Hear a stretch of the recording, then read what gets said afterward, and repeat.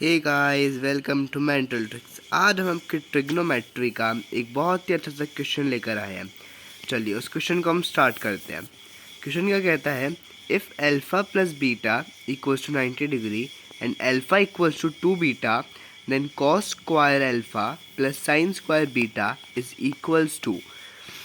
अब हमें इसमें निकालना है ये cos square alpha plus sine square beta की वैल्यू निकालनी है।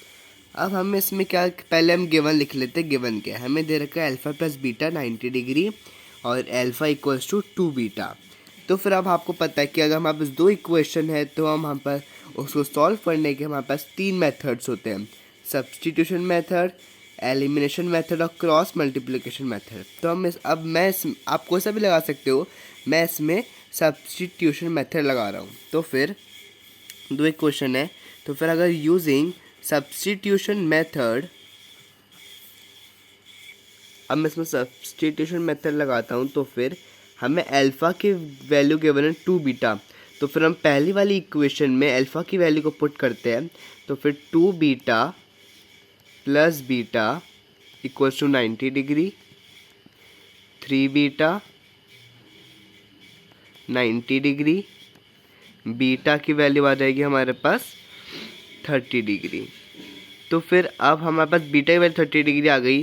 तो अब हम बीटा की वैल्यू को फर्स्ट इक्वेशन में डालते हैं। तो alpha plus 30 degree equals to 90 degree. तो अल्फ़ा की वैल्यू आ जाएगी हमारे पास 60 डिग्री। हमारे पास दोनों वैल्यूज आ गई। अब हम बस क्या निकालना है हमें, अब cos square alpha plus sine square beta है।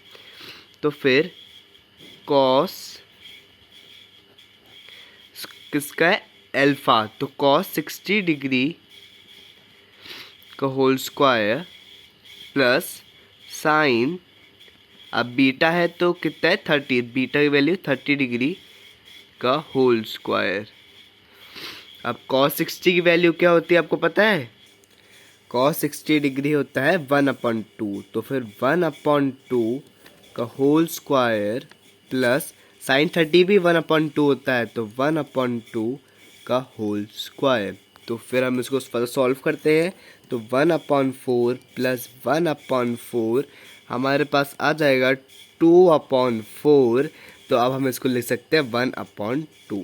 सो हमारे पास ये फाइनल आंसर है हमारे पास। So thanks for watching mental tricks.